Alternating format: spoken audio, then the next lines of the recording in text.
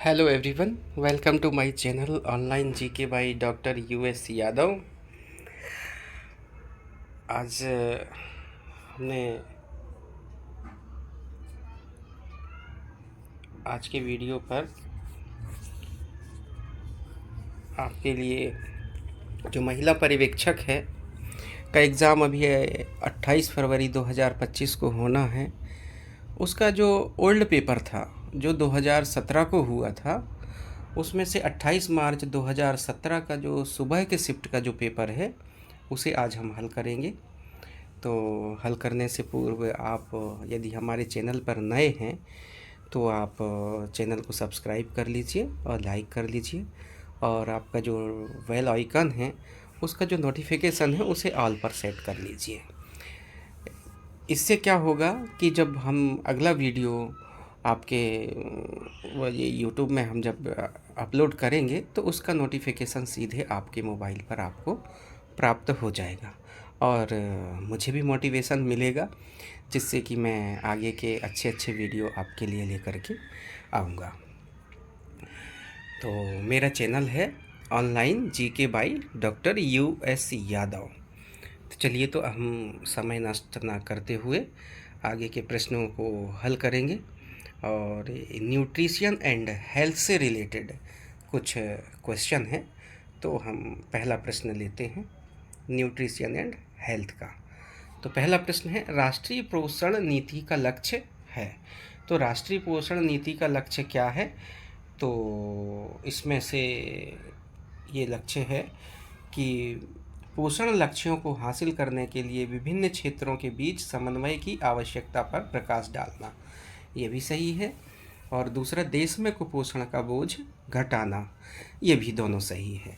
लेकिन यहाँ ऑप्शन थोड़ा सा पहले तीसरा और चौथा ऑप्शन को ऊपर देना था, उसके बाद में तीसरे नंबर पर पहला ऑप्शन को रखना था, तब ये उपरोक्त दोनों सही होता। तो ये थोड़ा सा आप इस प्रश्न को समझ लेंगे कि ये तीसरे और चौथे नंबर का दोनों ऑप्शन इसके सही हैं। अगला प्रश्न है, नवजात मृत्यु दर प्रति 1000 जीवित जन्मों पर खालिस्तान से कम आयु के शिशुओं की मृत्यु संख्या को कहते हैं। तो एक वर्ष यानी कि प्रति 1000 पर एक वर्ष में जो बच्चे जन्म लेते हैं या मृत्यु होती है, उसे शिशु मृत्यु दर के से हल किया जाता है। तो वो एक वर्ष में के से कम आयु के शिशुओं पर लागू होता है यह। अगला है, अपूर्ण प्रोटीन का एक उदाहरण है।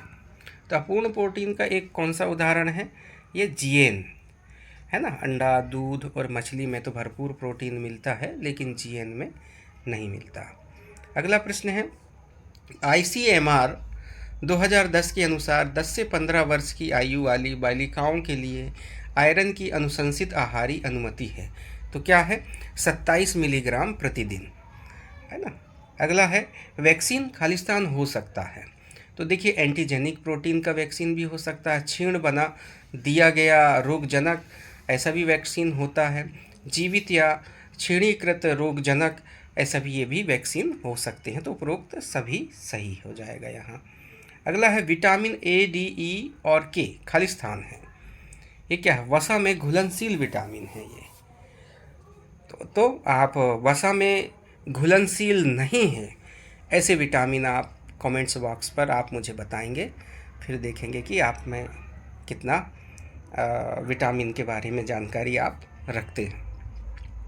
अगला है, स्तनपान करा रही माता में पोषण संबंधी कमियां होने से सामान्यतः क्या होता है? क्या होता है? तो उसके दूध की मात्रा घट जाती है, ये होता है। अगला प्रश्न है, निषेचन से लेकर 2 माह की समाप्ति तक निषेचित अंड कोशिका को क्या कहा जाता है? तो क्या कहा जाता है? भ्रूण कहा जाता है ना। तो ऑप्शन नंबर 4 सही हो जाएगा। अगला प्रश्न है, किस समयावधि में गर्भस्थ शिशु कुछ रसायनों के विरूपजन प्रभावों के विशेष रूप से अधीन होता है? तो पहली तिमाही, ये ऑप्शन नंबर 1 सही हो जाएगा। अगला प्रश्न है, इनमें से कौन जल घुलनशील विटामिन विषाक्तता का विशेष रूप से उच्च जोखिम उत्पन्न नहीं करता है? तो क्या नहीं करता है ये? थायमिन। थायमिन नहीं करता। अगला है गर्भस्थ शिशु को पोषण खालिस्तान के माध्यम से मिलता है, तो गर्भनाल या प्लेसेंटा के माध्यम से मिलता है। अगला है ICMR 2010 के अनुसार गर्भवती स्त्री हेतु रेटिनॉल की आहारी अनुमति है, तो क्या है? माइक्रोग्राम प्रतिदिन, 800 माइक्रोग्राम प्रतिदिन। ये सही हो जाएगा ऑप्शन नंबर 1।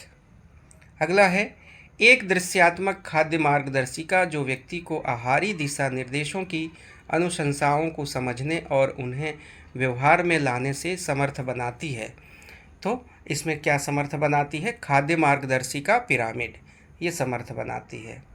अगला है इनमें से किसे छोड़कर अन्य सभी बेरी बेरी के सही प्रकार हैं, तो ये वृद्ध बेरी बेरी, ऑप्शन नंबर 4 सही हो जाएगा। अगला प्रश्न है 10 ग्राम आयोडीन युक्त नमक से खालिस्तान मिलीग्राम आयोडीन मिलता है, तो कितना मिलता है? 150 मिलीग्राम आयोडीन मिलता है। अगला प्रश्न है इंसुलिन की कमी से क्या होता है? डायबिटीज़ या मेलिटस होता है? इंसुलिन की कमी से, जिसे आप शुगर के नाम से जानते हैं। अगला है सामुदायिक स्वास्थ्य केंद्रों द्वारा किए जाने वाले महत्वपूर्ण कार्य क्या हैं? तो ये उपयुक्त सभी कार्य हैं। मलजल का निपटान, रोगाणु मुक्त पेयजल, प्रतिरक्षीकरण एवं स्वास्थ्य शिक्षा, ये सभी सही हो जाएंगे। अगला है वैक्सीन शरीर से क्या करवाते हैं? तो एंटीबॉडी उत्पन्न करवाते हैं ये, है ना। तो ऑप्शन नंबर 1 सही हो जाएगा इस प्रश्न में। अगला है गर्भावस्था की तीसरी तिमाही के दौरान अपेक्षित भार वृद्धि है, तो क्या है? 1 पाउंड प्रति सप्ताह भार वृद्धि है। अगला है ICMR 2010 के अनुसार 10 से 17 वर्ष के बढ़ते बालकों के लिए कैल्शियम की RDA है, क्या है? 800 मिलीग्राम प्रतिदिन, ये कैल्शियम इनको चाहिए।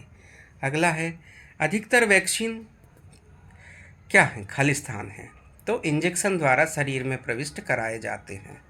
सबसे ज़्यादा वैक्सीन के लिए इंजेक्शन लगता है। अगला है प्रधानमंत्री ग्रामोदय योजना सामाजिक और आर्थिक बुनियादी ढांचे के निर्माण पर केंद्रित है, जिसमें शामिल है, तो इसमें भी सभी हैं। ग्रामीण सड़कें हैं, सुरक्षित एवं पीने योग्य जल है, बेहतर आवास है, तो ये ऑप्शन नंबर 4 उपर्युक्त सभी सही हो जाएगा। अगला है NIN 2010 के अनुसार भारतीयों हेतु खाद्य पिरामिड खालिस्तान खाद्य पदार्थ सुझाता या दर्शाता है, तो क्या सुझाता या दर्शाता है? उपर्युक्त सभी। पर्याप्त मात्रा में खाए जाने वाले, संयमित मात्रा में खाए जाने वाले और बहुत ही कम मात्रा में खाए जाने वाले, ये सभी है ऑप्शन नंबर 4। अगला प्रश्न है व्यक्तियों को फ्लू वैक्सीन हर वर्ष लगवानी चाहिए, क्यों लगवानी चाहिए? क्योंकि विषाणु वर्ष दर वर्ष बदलता रहता है, इसलिए लगवानी चाहिए। अगला है PEM के दुष्परिणाम अधिकांशतः है, तो क्या है? अनुत्क्रमणीय वृद्धि मंदन है, मरणशीलता के जोखिम में वृद्धि है, निम्न संज्ञानात्मक प्रदर्शन, तो उपरोक्त सभी सही है। अगला प्रश्न है अन्नपूर्णा योजना खालिस्तान के समूह की आवश्यकताओं की पूर्ति के लिए खाद्य सुरक्षा प्रदान करने पर लक्षित है, तो किस पर लक्षित है? ये वृद्धजनों पर लक्षित है। अगला है प्रतिरक्षा विकारों में शामिल है, क्या शामिल है प्रतिरक्षा विकारों पर? उपरोक्त सभी शामिल है। अति संवेदनशीलता, स्वप्रतिरक्षी और प्रतिरक्षा न्यूनता, ये सभी सही हैं। तो उच्च घनत्व लाइपोप्रोटीन HDL को खालिस्तान भी कह सकते हैं, क्या कह सकते हैं? अच्छा कोलेस्ट्रॉल भी कह सकते हैं। अगला है कोई भी एड्स के विरुद्ध प्रतिरक्षित नहीं है, क्या है ये? सही है कथन या गलत है? तो ये कथन सही है, एड्स के विरुद्ध में कोई प्रतिरक्षी नहीं है। अगला है पोषण स्थिति का आकलन खालिस्तान के उपयोग द्वारा किया जाता है, तो किसके द्वारा किया जाता है? नरमिति मापन के द्वारा किया जाता है। अगला प्रश्न है भारत में छोटे बच्चों 6 माह से 5 वर्ष में गंभीर तीक्ष्ण कुपोषण होता है और यह खालिस्तान का प्रमुख कारण है। किसका प्रमुख कारण है? ये मरणशीलता का प्रमुख कारण है। अगला है वे ऊर्जा की आपूर्ति नहीं करते पर वृहद पोषक तत्वों के नियंत्रण और उपयोग में भूमिका निभाते हैं। तो क्या निभाते हैं? विटामिन और मिनरल्स। अगला है ददोरों के सभी चरण खालिस्तान में देखने को मिलते हैं। किस में देखने के लिए मिलते हैं? छोटी चेचक पर या चिकन पॉक्स पर आपको ये ददोरे देखने को मिलते हैं। अगला प्रश्न है भारतीयों हेतु आहारी दिशा निर्देशों के अनुसार व्यक्ति को क्या करना चाहिए? व्यक्ति को करना चाहिए कि संतुलित आहार सुनिश्चित करने के लिए सभी खाद्य समूहों से विभिन्न खाद्य पदार्थों का सेवन करना चाहिए। हम असंतुलित आहार लेते हैं तो हमें संतुलित आहार लेना चाहिए। अगला प्रश्न है गर्भनाल संपूर्ण गर्भावस्था के दौरान चयापचय की दृष्टि से सक्रिय होती है और परिपक्व हो जाती है। इसके संबंध में कौन सा कथन सत्य है? तो उपरोक्त दो मतलब एक और दोनों कथन इसमें सत्य हैं। तो ऑप्शन नंबर 3 सही हो जाएगा। मतलब कौन कौन से सत्य हैं? यह कई अमीनो अम्लों और हार्मोनों का संश्लेषण करती है, ये भी सही है। यह ऑक्सीजन और पोषक तत्वों को माता से गर्भस्थ शिशु तक पहुंचाती है, ये भी सही है। अगला प्रश्न है आयरन की कमी के दुष्परिणामों में शामिल है। क्या शामिल है? सब शामिल हैं इसमें। ऊर्जा चयापचय पर नकारात्मक प्रभाव और कार्य प्रदर्शन और उत्पादकता में कमी, गर्भावस्था में जोखिम में वृद्धि। तो ये सभी कारण सही हैं। अगला है चेचक के बारे में इनमें से कौन सही है? तो कौन सही है? पपड़ी में विषाणु नहीं मिलते, ये सही है। बाकी चीज़ों में सब विषाणु से ये होती है, ये सारी चीज़ें इसमें सही नहीं है। अगला है नीति निर्माताओं और उद्योगों द्वारा विभिन्न स्तरों पर अनुशंसित आहारी अनुमति RDA को आधार के रूप में प्रयोग किया जा सकता है। क्यों प्रयोग किया जा सकता है? क्योंकि यह शारीरिक सक्रियता है ना, शरीर क्रियात्मक स्थिति, आयु एवं लिंग के अनुसार ऊर्जा एवं अन्य पोषक तत्वों की आवश्यक पोषण संबंधी आवश्यकताओं को समझने के लिए दिशा निर्देश प्रदान करती है। तो ऑप्शन नंबर 1 सही हो जाएगा। अगला प्रश्न है अस्थि सुषिरता, ऑस्टियोपोरोसिस और अस्थिभंग की रोकथाम के लिए विटामिन D पोषण उतना ही महत्वपूर्ण है जितना खालिस्तान पोषण। तो जितना कैल्शियम सही हो जाएगा इसमें, ऑप्शन नंबर 4। अगला है व्यक्ति के आहार या सूची में उपस्थित पोषक तत्वों की मात्रा बढ़ाने के लिए प्रयुक्त भोजन को खालिस्तान कहते हैं। तो प्रयुक्त भोजन को क्या कहते हैं? अनुपूरण कहते हैं, है ना। अगला है वयस्कों में आयोडीन की कमी खालिस्तान उत्पन्न कर सकती है। तो क्या उत्पन्न कर सकती है? घेंगा और उसकी जटिलताएं उत्पन्न कर सकती है।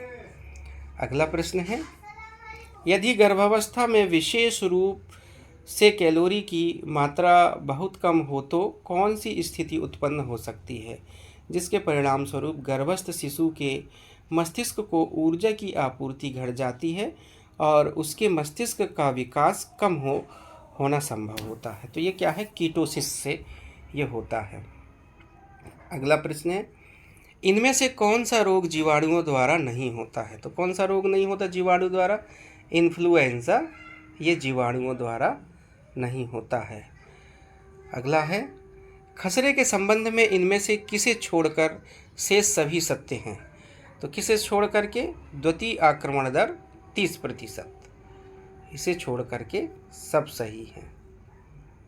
अगला है जब गर्भवती महिला प्रसव पूर्व परीक्षण करवाती है तब चिकित्सक किस संभावित समस्या की तलाश में नहीं होते हैं?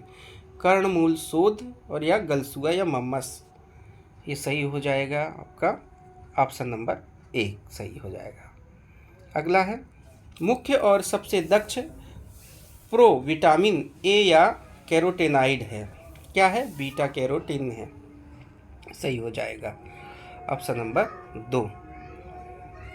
अगला प्रश्न है, ICMR 2010 के अनुसार गर्भवती स्त्री हेतु फोलेट की अनुशंसित आहारी अनुमति है, तो क्या है? 500 माइक्रोग्राम प्रतिदिन, ये सही हो जाएगा। अगला प्रश्न देखते हैं हम, विद्यालयी आयु वाले अप्रतिरक्षित बच्चे प्रायः वैक्सीन निरोधित रोगों जैसे डिप्थीरिया, खसरा और पोलियो आदि से सुरक्षित क्यों रहते हैं? क्यों रहते हैं? तो इसका सही ऑप्शन है क्योंकि अधिकांश बच्चे इन रोगों के विरुद्ध प्रतिरक्षित होते हैं, है ना। तो ये ऑप्शन नंबर 3 इसका सही आंसर है। अगला प्रश्न है, इनमें से कौन प्रसव पूर्व विकास का अभिलक्षण है? तो कौन है प्रसव पूर्व विकास का अभिलक्षण? देखते हैं इसमें से सभी ऑप्शन सही हैं इसमें कि यह मानव जीवन काल की सबसे छोटी अवस्था है, यह मानव विकास की बेहद नाजुक अवस्था है, ये भी सही है, यह वह अवस्था है जिसके दौरान अधिकांश विकास सबसे तेज गति से होता है। तो ये सभी ऑप्शन इसमें सही हो जाएंगे। अगला प्रश्न है 50 नंबर का, इनमें से किसे छोड़कर से सभी रोगों के संचरण के साथ वाहक संबंधित है? किसे छोड़ करके? खसरा को छोड़ करके, है ना। अगला 51 नंबर का प्रश्न है, इनमें से कौन सा रोग प्रोटोजोआ के कारण होता है? तो कौन सा होता है प्रोटोजोआ के कारण? मलेरिया होता है। अगला है, वैक्सीन लगवाने के बाद क्या होता है? ये है, शरीर विषाणु के अपेक्षाकृत कमजोर रूप का अभ्यस्त हो जाता है। इसमें क्या सही हो जाएगा? यह विषाणु के अपेक्षाकृत कमजोर रूप का अभ्यस्त हो जाता है वैक्सीन लगवाने के बाद में। अगला प्रश्न है, हमारे देश में रक्त अल्पता एनीमिया मुख्यतः खालिस्तान के कारण होता है। किसके कारण होता है एनीमिया? आयरन की कमी के कारण होता है। तो ये ऑप्शन नंबर 3 सही हो जाएगा। अगला प्रश्न है, पूर्व विद्यालयी आयु के बच्चों में होने वाली एक महत्वपूर्ण पोषण संबंधी समस्या जो विभिन्न स्तर के वृद्धि मंदन उत्पन्न करती है, तो ये किसमें है? उपरोक्त में से कोई नहीं, है ना। ऑप्शन नंबर 4 सही हो जाएगा। अगला 55 नंबर का प्रश्न है, रोग और बीमारियां प्रायः किस प्रकार के होते हैं? तो किस प्रकार के होते हैं? हमारे शरीर पर आक्रमण करने वाले जीवाणुओं और विषाणुओं से होते हैं। यहाँ तक अपना हेल्थ एंड केयर के क्वेश्चन समाप्त होते हैं 55, और अगला जनरल नॉलेज एवं लॉजिक एबिलिटी के प्रश्न यहाँ से प्रारंभ हो जाते हैं।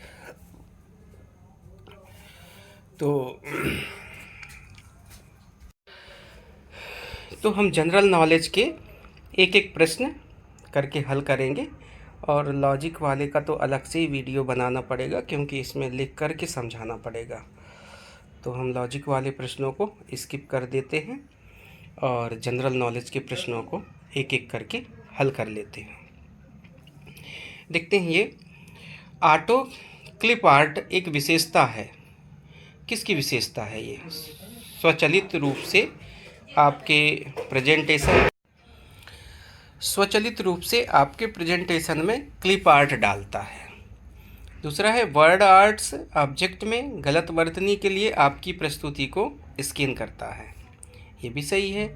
प्रत्येक स्लाइड पर आपके शब्दों में गलत वर्तनी के लिए आपकी प्रस्तुति को स्कैन करता है। तो ये उपयुक्त सभी सही हैं। ये भी लॉजिक वाला प्रश्न है तो इसके स्किप करते हैं। आगे चलते हैं, बाल अधिकारों के संरक्षण के लिए राज्य आयोगों में कितने सदस्य होते हैं? तो कितने होते हैं? 7 सदस्य होते हैं।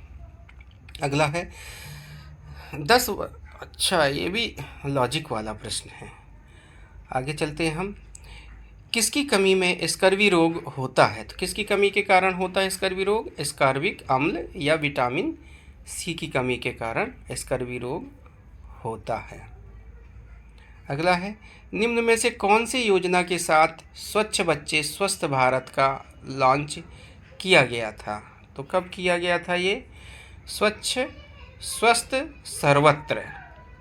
तो ऑप्शन नंबर 4 सही हो जाएगा। अगला है, हिंदू उत्तराधिकार अधिनियम 1956 निम्न में से किन व्यक्तियों पर लागू होता है? तो ये अनुसूचित जनजाति पर लागू होता है। अगला प्रश्न है, ये भी लॉजिक वाला है, आगे देखते हैं हम। IPv6 किस प्रारूप में है? तो हेक्साडेसिमल प्रारूप में है। अगला है, निम्न में से कौन सा विकल्प सही नहीं है? कौन सा सही नहीं है?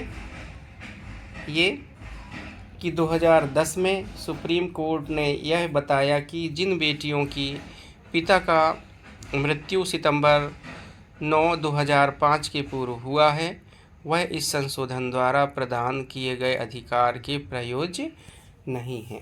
तो ये ऑप्शन गलत हो जाएगा, ये सही नहीं है। अगला है, हाल का किशोर न्याय बालकों की देखरेख और संरक्षण अधिनियम किस वर्ष से लागू हो गया था? तो कब से हुआ था ये? 2016 से हुआ था। मनुष्य में भ्रूणय झिल्लियों की संख्या होती है, कितनी होती है? 4 होती है। अगला प्रश्न है, निम्न में से कौन से मंत्रालय ने वन बंधु कल्याण योजना का आरंभ किया था? तो किसने किया था? जनजाति कार्य मंत्रालय ने किया था, है ना। आगे है, स्वच्छ स्वस्थ सर्वत्र निम्न में से किसकी पहल है? तो किसकी पहल है ये? पेयजल और स्वच्छता मंत्रालय एवं स्वास्थ्य और परिवार कल्याण मंत्रालय की है। अगला प्रश्न है, दहेज निषेध अधिनियम 1961 के अंतर्गत निम्न में से कौन सा दहेज में गिना जाएगा? क्या गिना जाएगा? सभी गिना जाते हैं दहेज में। दुल्हन के माता पिता द्वारा दूल्हे के लिए प्रत्यक्ष या अप्रत्यक्ष रूप से दिया जाने वाला संपत्ति या मूल्यवान प्रतिभूति सुरक्षा देना या देने की को राजी होना, ये भी गिना जाता है।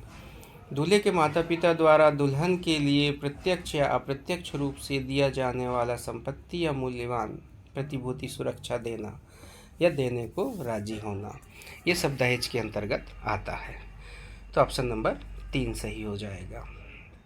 अगला प्रश्न है, राष्ट्रीय सामाजिक सहायता कार्यक्रम जब आरंभ हुआ तब उसके कितने अवयव थे? तो 3 अवयव थे। अगला प्रश्न है, ये कंप्यूटर का है। MS वर्ड में क्या है? थिसॉरस टूल का प्रयोग खाली स्थान के लिए किया जाता है। तो इनमें से कोई नहीं है। ऑप्शन नंबर 4 सही हो जाएगा। अगला प्रश्न है, ये भी लॉजिक वाला है, तो आगे चल के देखते हैं। भारतीय संविधान में शिक्षा अधिकार की मौलिक अधिकार किस वर्ष में बनाया गया था? तो कब बनाया गया था? 2010 में बनाया गया था। अगला प्रश्न है, हीमोग्लोबिन है एक, क्या है हीमोग्लोबिन? तो हीमोग्लोबिन है, इसमें 2, 3 और 4 वाला ऑप्शन सही हो जाएगा। मतलब 2, 3, 4 मतलब क्या है? रक्त का रंगीन पदार्थ, ये सही है। और एक उच्च रंगीन पदार्थ है, ये भी सही है। और एक आयरन युक्त यौगिक है, ये सही है। तो ऑप्शन नंबर 2 सही हो जाएगा। अगला प्रश्न है, माइटोसिन प्रतिजैविक किस रोग का इलाज करने में उपयोग की जाती है? तो कौन से रोग के लिए है? ये कर्क रोग का इलाज करने में। अगला है, भारत में कौन सा राज्य में विद्यालयों में आने वाले बच्चों की संख्या में वृद्धि लाने के लिए मिड डे मील योजना आरंभ किया गया था? तो ये तमिलनाडु में किया गया था सबसे पहले। अगला प्रश्न है आपके बीच में, ये भी लॉजिक वाला है, तो इसे स्किप कर देते हैं, आगे चलते हैं। मोबाइल फ़ोन उपयोग करता है कौन? तो फुल डुप्लेक्स, ये मोबाइल फ़ोन उपयोग करता है। अगला है, ये भी लॉजिक वाला प्रश्न है, तो आगे चलते हैं हम। हाँ, ये कंप्यूटर वाला प्रश्न है एक यहाँ पर। फाइल ओपन डायलॉग बॉक्स को ओपन करने के लिए शॉर्टकट की कौन सी है? तो कंट्रोल प्लस F12, इससे file open dialog box open हो जाता है। अगला प्रश्न देखते हैं हम, ये लॉजिक वालों को स्किप करते हुए। ये है, बाल विवाह अधिनियम 2006 से संबंधित निम्न विकल्पों में से गलत विकल्प का चयन करें। तो कौन सा है गलत विकल्प? तो इनमें से कोई भी गलत विकल्प नहीं है, सभी सही हैं, है ना। तो आगे देखते हैं।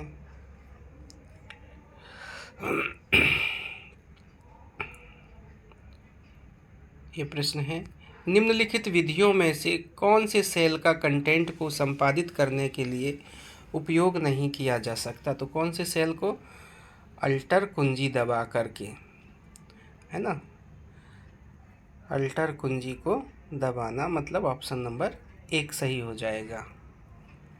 आगे का प्रश्न है, विकलांग व्यक्ति अधिनियम 1995 के अंतर्गत खालिस्तान वर्षों की उम्र तक विकलांग व्यक्तियों के लिए निःशुल्क एवं अनिवार्य शिक्षा का अधिकार दिया गया है। तो क्या सही है? इसमें आ जाएगा ये 18, है ना। 1995 के अंतर्गत 18 वर्षों की उम्र तक के विकलांग व्यक्तियों के लिए। अगला है, कायांतरण के लिए उत्तरदायी होता है, क्या होता है? थायरॉक्सिन। थायरॉक्सिन कायांतरण के लिए उत्तरदायी होता है। अगला प्रश्न है, सती समिति रोकथाम अधिनियम 1987 के अंतर्गत निम्न में से कौन से महिलाओं को सती की श्रेणी में रखा नहीं जा सकता? तो इनमें से कोई नहीं ऑप्शन, ये भी सही हो जाएगा कि भाई एक महिला जिनको अपने मृतक संबंधी के देह के साथ, है ना, उनके स्वेच्छापूर्व जला रहा है, या एक महिला जिनको अपने मृतक पति के देह के साथ ज़बरदस्ती जला दिया जाता है। ये भी प्रश्न देखो पहले की परीक्षा से रिपीट हुआ है। अगला है, मनरेगा के काम के प्राथमिकता का क्रम पर कौन निर्णय देता है? तो ये ग्राम सभा निर्णय देती है। अगला है, एक नई तालिका बनाने के लिए किस पद्धति में आपको फील्ड प्रकार और आकार निर्दिष्ट करने की आवश्यकता नहीं है? तो क्या सही है? इसमें डाटा एंट्री के साथ टेबल बनाना, ये सही हो जाएगा। अगला प्रश्न है, खाद्य सुरक्षा अधिनियम 2013 के अनुसार निम्न में से कौन सा खाद्यान्न के अंतर्गत नहीं आता? तो दाल नहीं आता है। अगला प्रश्न है, ये भी लॉजिक वाले प्रश्न हैं। हाँ, ये देखते हैं, बेटी बचाओ बेटी पढ़ाओ की पहल कितने जिलों को चुना गया है? तो 100 जिलों को चुना गया है। अगला है, इंसुलिन नियंत्रित करता है किसको? रक्त में शर्करा की मात्रा को बढ़ने से रोकता है। अगला प्रश्न है, ऑर्केन टारान का बनना प्रारंभ होता है किससे होता है? ब्लास्टुआ से होता है। अगला प्रश्न है आपके सामने, हाँ, प्रत्येक सांसदों द्वारा सांझी योजना के अंतर्गत वर्ष 2019 तक कितने आदर्श ग्रामों का विकास करना पड़ेगा? तो 3 आदर्श ग्रामों को विकास करना पड़ेगा। अगला है, ये भी लॉजिक वाला है। हाँ, ये प्रश्न देखते हैं, निम्न विकल्प देखकर पहचानिए। क्या पहचानना है? ग्वाइटर घेंगा है, कॉसियोरकर है, हाइपोकेलियम है, डर्माटोसिस है। तो ये कॉसियोरकर है ना। प्रोटीन की कमी से कौन सा रोग होता है? तो निम्न विकल्प देख करके पहचाने। तो प्रोटीन की कमी से होने वाला जो रोग है क्या है? कॉसियोरकर है। अगला ये प्रश्न है, ये भी लॉजिक वाला है। तो हम चैप्टर नंबर 3 के प्रश्न को देखते हैं। इसमें स्किल वाले प्रश्न हैं हमारे सामने, तो स्किल कैसे डेवलप किया जाए उस पर आधारित है ना। तो खालिस्तान हमारे व्यवहार के बारे में जानकारी प्राप्त करने और मूल्यांकन करने की प्रक्रिया है। तो कौन सी प्रक्रिया है? फीडबैक देना। अगला है विस्तार कार्य में आवश्यक नेतृत्व करता है, तो कौन होता है? स्थानीय कार्यशील नेता सही है ना।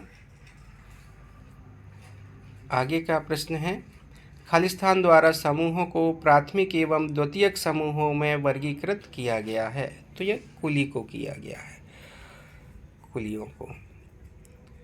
अगला है किसी प्रतिस्पर्धा विज्ञापन या मनोरंजन में निर्देश देने, निर्णय करने, आंकने पर लक्षित मॉडलों, नमूनों, तालिकाओं, पोस्टरों आदि के नियोजित प्रदर्शन को खालिस्तान कहते हैं, तो ये प्रदर्शनी सही हो जाएगा यहाँ। अगला है संचालन की निर्धारित अवधि पूरी कर लेने के बाद समुदाय विकास खंडों को कहा जा सकता है। क्या कहा जाता है? सघन पश्चात खंड कहा जा सकता है। अगला है समूह चर्चा विधि खालिस्तान में सर्वश्रेष्ठ कार्य करती है, तो किसके लिए सर्वश्रेष्ठ कार्य करती है? ये लोकतांत्रिक एवं स्वतंत्रतादायी माहौल वाले समूह को। अगला प्रश्न है समुदाय विकास परियोजना खालिस्तान द्वारा आरंभ की गई थी, तो किसके द्वारा की गई थी? डॉक्टर राजेंद्र प्रसाद के द्वारा समुदाय विकास परियोजना प्रारंभ की गई थी। अगला है दो डिकोडन कौशल हैं, क्या है? पठन और श्रवण दोनों। अगला है सामाजिक अंतरक्रिया की प्रकृति एवं गुणवत्ता के आधार पर समूहों को खालिस्तान में वर्गीकृत किया गया है। इसमें किया गया है प्राथमिक और द्वितीयक समूह में वर्गीकृत किया गया है। अगला प्रश्न है खालिस्तान में सामान्य समूह सीमाएं या द्वार समाप्त हो जाते हैं, तो क्या है? अभियान समाप्त हो जाता है। अगला है नेतृत्वकर्ता या नेता का वह प्रकार जिसे विशेष प्रशिक्षण मिला है और जिसे क्षेत्र कार्य के लिए भुगतान किया जाता है, क्या कहलाता है? ये पेशेवर नेतृत्वकर्ता कहलाते हैं ये। अगला है कोई संचार स्रोत किस स्तर तक विश्वसनीय माना जाता है? वह स्तर विश्वसनीयता होना चाहिए, तो ऑप्शन नंबर 2 सही है। अगला है शब्द या समुदाय विकास अफ्रीका प्रशासन पर ग्रीष्मकालीन सम्मेलन में खालिस्तान से निकला प्रतीत होता है। किससे निकला प्रतीत होता है? ये कैम्ब्रिज से निकला प्रतीत होता है। अगला है एक प्रयास से बड़ी संख्या में लोगों तक पहुंचने वाली विस्तार विधियां क्या कहलाती हैं? तो सर्वजन विधि कहलाती हैं ये।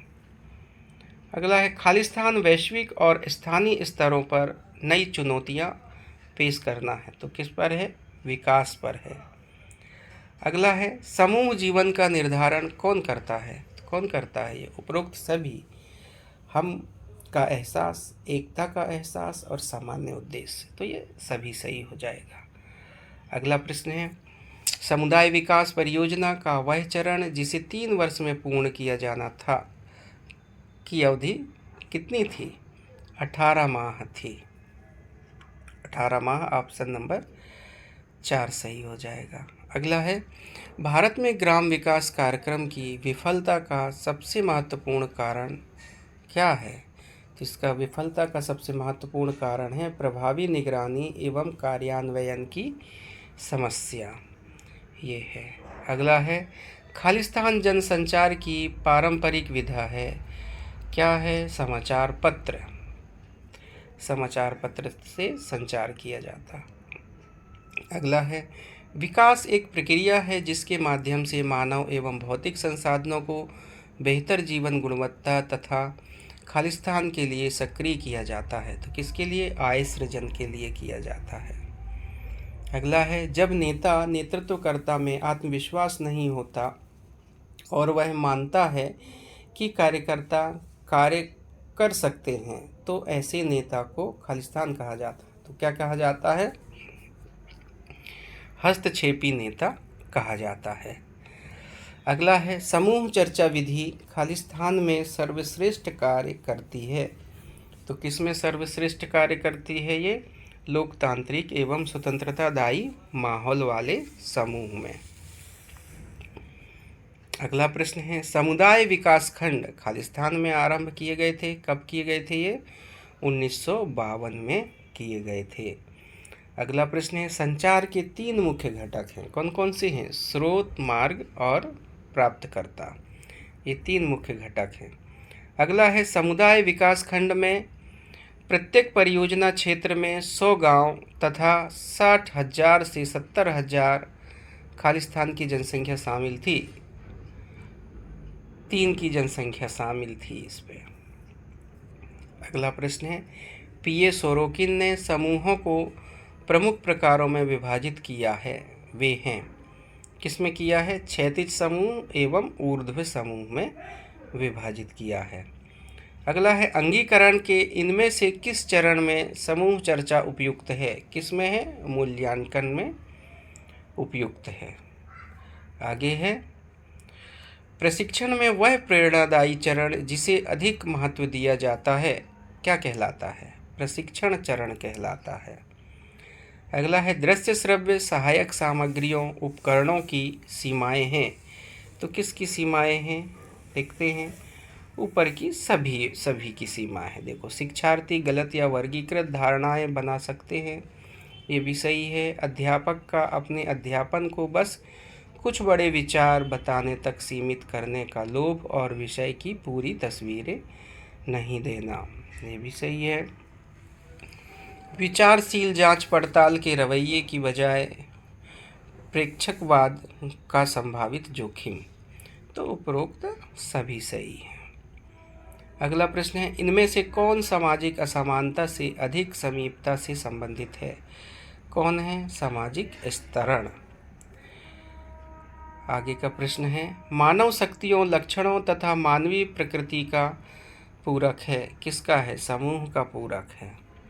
अगला है, खालिस्तान को संभवतः रक्त संबंध के रूप में जाना जाता है, सगोत्रता को जाना जाता है।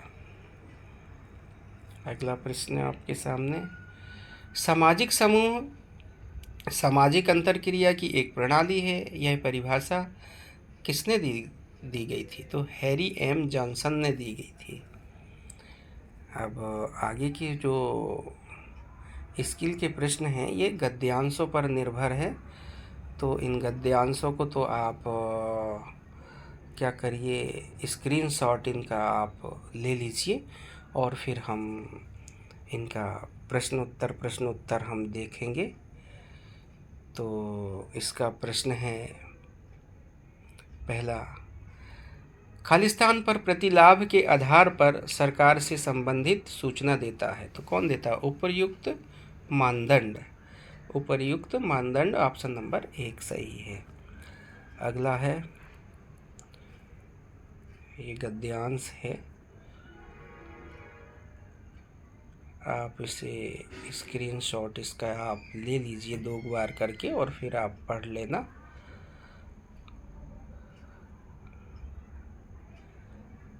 आगे का प्रश्न है, शब्द कम्युनिकेशन खालिस्तान भाषा से लिया गया है, तो किससे लिया गया है? ये लैटिन भाषा से लिया गया है। आगे का प्रश्न है, शाब्दिक संचार की सूची है, तो क्या है शाब्दिक संचार की सूची? इसमें 1 और 3, 1 मतलब आमने सामने और टेलीविज़न के माध्यम से शाब्दिक संचार होता है। आगे का प्रश्न है अगला, संचार का मार्ग खालिस्तान हो सकता है, क्या हो सकता है संचार का मार्ग?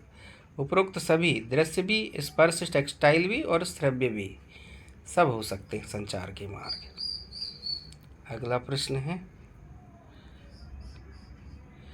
क्लाउडे सेनन के मॉडल के अनुसार खालिस्तान घटक हैं, कितने घटक हैं? 8 घटक हैं। अगला है, कम्युनिकेशन से रिलेटेड गद्यांश, मानव संचार खालिस्तान भाषा के व्यापक उपयोग के कारण अद्वितीय है, किसके कारण? अमूर्त भाषा के कारण है। अगला प्रश्न है, आपके बहुत बड़े बड़े गद्यांश दिए हुए हैं, इनको टाइम पर आप पढ़ लेना। अगला है, संचार खालिस्तान होता है, क्या होता है? सहकार्यात्मकता होता है। थोड़ा स्पीड से आप हल करना, इसका आप स्क्रीनशॉट ले लीजिए। इस गद्यांश का कंप्यूटर से रिलेटेड है, इसके प्रश्नों को हम हल करेंगे। खालिस्तान उन्हें कंप्यूटर उपयोग करने की हद तक उपभोक्ताओं के पास ले आई है, किसे पीसी क्रांति ने, है ना। आगे का अगला प्रश्न है, कई उद्यमी ग्रामीण अनुप्रयोग के लिए सस्ते खालिस्तान समाधान प्रयुक्त करने का प्रयास कर रहे हैं। किसका प्रयास कर रहे हैं? हार्डवेयर एवं सॉफ्टवेयर का। अगला प्रश्न है आपके गद्यांश का, खालिस्तान स्थित MSSRF ग्रामीण निर्धनों हेतु उपयुक्त प्रौद्योगिकी डिजाइन करने में अग्रणी कार्य कर रही है। तो ये चेन्नई कर रही है। आगे का प्रश्न है आपका क्या है, खालिस्तान स्वामी एक संचालक नए समाधान विकसित करने हेतु प्रशिक्षित नहीं है। तो कौन प्रशिक्षित नहीं है? ये कियोस्क प्रशिक्षित नहीं है। अगला प्रश्न है आपके बीच में, ये कियोस्क संचालकों को वैकल्पिक खालिस्तान गतिविधियां खोजनी होंगी, तो आय सृजन खोजना होगा। अब हम चलते हैं चाइल्ड केयर एंड एजुकेशन में, ये चौथे नंबर का ये पार्ट है। यहाँ पर हम हल करते हैं एक एक करके। थोड़ा वीडियो काफ़ी लंबा बन गया तो थोड़ी हम स्पीड से देखेंगे कि सुनी जा सकने वाली सबसे धीमी ध्वनि की तीव्रता है क्या है? 0 डेसिबल। तो 0 डेसिबल को हम नहीं सुन सकते। अगला है सामाजिक सांस्कृतिक संज्ञानात्मक सिद्धांत का प्रतिपादन किसने किया था? तो ये वाइगोत्स्की ने इसे किया था। अगला है HIV से फैल सकता है। HIV से क्या फैल सकता है?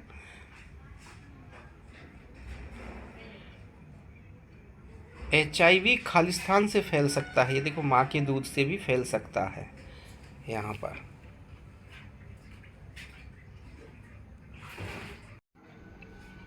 अगला प्रश्न है, इनमें से कौन आसक्तों हेतु विशेष शिक्षा की विशेषता नहीं है? तो किसकी विशेष शिक्षा की व्यवस्था नहीं है? सहपाठियों के मन में प्रतिस्पर्धा की भावना बैठाना ताकि वे स्वयं को अन्य बच्चों से बेहतर सिद्ध कर सकें, ये नहीं है। अगला है शिक्षा मंत्रालय दिव्यांग सरकारी शैक्षिक संस्थानों, सरकारी सहायता प्राप्त संस्थानों को कितने प्रतिशत आरक्षण प्रदान करता है? तो ये 3% आरक्षण प्रदान करता है। अगला है पूर्व पारंपरिक या पारंपरिक एवं पश्च पारंपरिक स्तरों का प्रतिपादन खालिस्तान द्वारा किया गया था। किसके द्वारा किया गया था? तो कोलबर्ग के नैतिकता का सिद्धांत के द्वारा किया गया था। ब्रोनफ्रेंडबेनर द्वारा प्रतिपादित सिद्धांत पर बल देता है। तो क्या देता है? पर्यावरणीय परिप्रेक्ष्य बल देता है। अगला है इनमें से कौन पूर्व वाक्य संवाद या एक रूप नहीं है? तो क्या नहीं है? वाक्य निर्माण नहीं है। अगला है वह व्यक्ति क्या कहलाता है जो सामाजिक समूह के मानकों का जानबूझकर उल्लंघन नहीं कर रहा है, बल्कि उसे यह ज्ञान नहीं है कि समूह क्या अपेक्षा करता है। तो वो क्या कहलाता है? ये निर्नैतिक या अनमोरल कहलाते हैं ये। अगला है दृष्टि की तीक्ष्णता का मापन द्वारा किया जा सकता है। क्या किया जा सकता है? ये स्लेनेन चार्ट द्वारा किया जा सकता है। अगला है बच्चों में रचनाशीलता को बढ़ावा देने के लिए किस प्रकार का बाल पालन अभ्यास आदर्श है? तो ये लोकतांत्रिक बाल पालन अभ्यास अर्थ है। अगला है इनमें से कौन विकासात्मक कार्यों का प्रयोजन नहीं है? तो कौन नहीं है? विकासात्मक कार्य बच्चों की बुद्धिमत्ता में वर्धन करते हैं, ये नहीं है। अगला है संज्ञानात्मक विकास की किस अवस्था में बच्चे परिकल्पनाओं और प्रतिज्ञाप्तियों के आधार पर तर्क करने में समर्थ हो जाते हैं? तो किस कारण हो जाते हैं? ये औपचारिक संक्रियात्मक के कारण हो जाते हैं। अगला है इनमें से कौन एक अधिगम आसक्तता का प्रकार नहीं है? तो कौन नहीं है? पठन वैकल्प या डिसलेक्सिया नहीं है। अगला है ICDS योजना की निगरानी का उत्तरदायित्व इनमें से किस मंत्रालय का है? किस मंत्रालय का है? महिला एवं बाल विकास मंत्रालय का है। ये भी क्वेश्चन बार बार रिपीट हुआ है, इसे अच्छे से ध्यान रखें। चेतना CHETNA का पूरा नाम क्या है? इसका पूरा नाम क्या है? Centre for health education training and nutrition awareness, स्वास्थ्य शिक्षा प्रशिक्षण एवं पोषण जागरूकता केंद्र, इसका पूरा नाम है।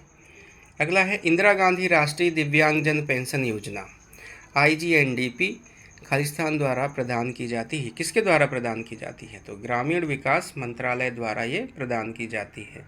लाल फीता का प्रतीक है। किसका प्रतीक है लाल फीता? तो ये HIV पॉजिटिव लोगों और एड्स पीड़ित लोगों के साथ एकजुटता का प्रतीक है। अगला प्रश्न है, अधिगम की वह पहली अवस्था क्या कहलाती है जिसमें व्यक्ति यह जानता है कार्य में क्या आवश्यक है और कार्य के कुछ विशिष्ट घटक क्या हैं? तो यह संज्ञानात्मक अवस्था का प्रतिपादक है। अगला है, निःशुल्क एवं अनिवार्य शिक्षा का अधिकार अधिनियम 2009 शिक्षा को किस आयु वाले बच्चे के लिए मौलिक अधिकार है? तो ये 6 से 14 वर्ष वाले बच्चों का ये मौलिक अधिकार है। अगला है, सामग्री स्मृति में बनी रहे यह संभावना बढ़ाने के लिए सामग्री को संगठित व्यवस्थित करने की औपचारिक तकनीक को क्या कहा जाता है? तो क्या कहा जाता है? याद करना, याद रखना पड़ता है। इनमें से किस प्रकार के अधिगम में उच्चतर मानसिक प्रक्रियाएं शामिल हैं जो किसी परिघटना विशेष के अर्थ या सार्थकता पर विचार करती हैं? तो किस पर है ये? संज्ञानात्मक अधिगम या कॉग्निटिव लर्निंग, है ना। अगला है, पूर्व विद्यालयी शिक्षा के संबंध में इनमें से कौन सा उद्देश्य गलत है? बच्चों में रट्टा मार स्मृति का विकास करना, ये गलत है। रट्टा मार नहीं होना चाहिए, समझना चाहिए। अगला है, वस्तुएं विद्यमान बनी रहती हैं तब भी जब उन्हें देखा या सुना जा सकता है। इस अवधारणा को क्या कहते हैं? तो क्या कहते हैं? वस्तु स्थायित्व अवधारणा कहते हैं। अगला है, श्रवण क्षीणता वाले लोगों के संबंध में इनमें से कौन सा कथन गलत है? कौन सा गलत है? श्रवण क्षीणता स्वतः ही बोलने में असमर्थता का कारण बन जाती है, ये गलत है। अगला है, यदि आप किसी शिशु के पैर के पंजे के तले पर चोट करें तो वह पहले अपनी पैरों की अंगुलियां फैलाता है और फिर उन्हें मोड़ लेता है। तो शिशु इनमें से कौन सा प्रतिवर्त दर्शा रहा है? क्या कर रहा है? बाबिंस्की दर्शा रहा है। अगला है, नवजात शिशु की लंबाई औसतन होती है। कितनी होती है उसकी लंबाई? 17 से 21 इंच होती है। अगला है, संवेद तंत्रिकी श्रवण तीक्ष्णता शामिल समस्याएं में सीमित होती हैं। किसके कारण? आंतरिक कर्ण के कारण होती हैं। अगला प्रश्न है, इनमें से कौन मुख्य धारा में लाने या मेनस्ट्रीमिंग के प्रतिदर्श हैं? तो कौन है? दोष सुरक्षा एवं शून्य अस्वीकीकरण। अगला है, सभी सामाजिक क्षेत्रों विशेष रूप से समाज कल्याण, शिक्षा, स्वास्थ्य, सुरक्षा एवं न्याय में आवश्यक कानूनों, नीतियों, विनिमयों एवं सेवाओं के समूह से इनमें से कौन संबंधित है? कौन है? तो बाल रक्षा तंत्र संबंधित है। अगला है, दोहराव युक्त वाणी एवं साथ में गले डाक डायाफ्राम की मांसपेशियों की ऐंठन को खालिस्तान कहा जाता है। तो क्या है? हकलाना कहा जाता है। अगला है, व्यक्ति विशिष्ट प्रकार जैसे तैरना, गेंद फेंकना या साइकिल चलाना जिनके लिए प्रशिक्षण की आवश्यकता होती है वो क्या कहलाते हैं? व्यक्ति वृत्तात्मक प्रकार कहलाते हैं। अगला है, इनमें से किस शब्द को निर्जीव वस्तुओं से जीवन या समगुणों की संबंधित करने की प्रवृत्ति के लिए प्रयोग किया जाता है? किसके लिए किया जाता है? जीववाद एनिमिज्म के लिए किया जाता है। इनमें से कौन ICDS योजना का एक घटक है? तो कौन है? उपरोक्त सभी हैं। पूरक पोषण, स्वास्थ्य जांच, पोषण एवं स्वास्थ्य शिक्षा, ये सब सही हैं। अगला है, इनमें से किसका अर्थ शरीर के किसी भाग विशेष या अंग की अनुपस्थिति अथवा शरीर के किस भाग की कार्यक्षमता में कमी से है? किससे है? आसक्तता से है। अगला प्रश्न है, इनमें से किसमें इस दृढ़ विश्वास की विशेष आवश्यकताओं वाले बच्चों को न्यूनतम प्रतिबंधात्मक परिवेश में शिक्षा दी जानी चाहिए के आधार पर अपवादी बच्चों के लिए एक शैक्षिक स्थापन कार्यविधि एवं प्रक्रिया शामिल होती है? तो किसके लिए होती है? मुख्य धारा में लाने के लिए ये होती है। अगला है, अधिगम या लर्निंग के लिए इनमें से कौन सा सत्य है, क्या सही है? ये सभी सही है। अधिगम एक सतत प्रक्रिया, अधिगम एक क्रमिक प्रक्रिया, अभ्यास और अनुभव से प्रदर्शन परिणाम बेहतर होते हैं, सब सही है। अगला है, गुणसूत्रों के 22 जोड़ों को क्या कहते हैं? अलिंग सूत्र कहते हैं इसे। अगला है, किसी घटना या उद्दीपन विशेष की अनुक्रिया में नवजात शिशु में होने वाले स्वचालित शारीरिक संचलन को क्या कहा जाता है? क्या कहा जाता है इसमें? प्रतिवर्त या प्रतिवर्ती क्रियाएं कहा जाता है। खाना। अगला है, फ्राइड के मनोलैंगिक मनाकामुक सिद्धांत की शिक्षित अवस्था एरिकसन के मनोसामाजिक विकास सिद्धांत की किस अवस्था के संगत हैं? तो किस अवस्था के संगत हैं ये? पहल बनाम अपराध बोध के संबंध में है। अगला है, समेकित बाल विकास सेवाओं के अंतर्गत पूरक पोषण कार्यक्रम के लाभार्थी इनमें से कौन है? तो कौन है उपरोक्त दोनों? 6 वर्ष से कम आयु वाले बच्चे और गर्भवती एवं स्तनपान करा रही स्त्रियां। ये उपरोक्त दोनों सही हो जाएगा। अगला है, आंगनवाड़ी कार्यकर्तियों, आंगनवाड़ी सहायिका, पर्यवेक्षकों, बाल विकास परियोजना अधिकारी एवं जिला कार्यक्रम अधिकारियों को मिलाकर किस दल का गठन होता है? तो ये ICDS दल का गठन होता है। अगला है, पूर्व विद्यालय शिक्षा की आवश्यकता पर बल देने के लिए इनमें से कौन सत्य है? तो कौन सत्य है इनमें से? सभी सही हैं, है ना। बच्चों के जैविक, शारीरिक, भावनात्मक, सामाजिक और बौद्धिक विकास को बढ़ावा देती हैं, माता पिता की अनुपस्थिति में देखभाल करती हैं एवं संरक्षी एवं अन्य देखभाल प्रदान करती हैं, ये भी सही है। बच्चों को संभावित योग्यताओं की प्राप्ति प्रदान करके प्राथमिक विद्यालयों को बीच में ही छोड़ देने वाले विद्यार्थियों की संख्या घटाती है। तो ये सभी ऑप्शन सही हैं। अगला देखते हैं, अनौपचारिक समूहों में सामाजिक संबंधी के अध्ययन के लिए इनमें से किस तकनीक का उपयोग किया जाता है? तो किसका किया जाता है? समाजमिति का उपयोग किया जाता है। तो अगला प्रश्न है, शायद ये अंतिम प्रश्न होगा, भारत की केंद्र सरकार द्वारा दिव्यांगजनों को इनमें से कौन सी सुविधाएं प्रदान की जाती हैं? तो सारी सुविधाएं प्रदान की जाती हैं। दिव्यांगजन धारा 80 UK के अंतर्गत आयकर कटौती के पात्र हैं। दिव्यांगजन को वृत्ति कर या प्रोफेशनल टैक्स के भुगतान से छूट है।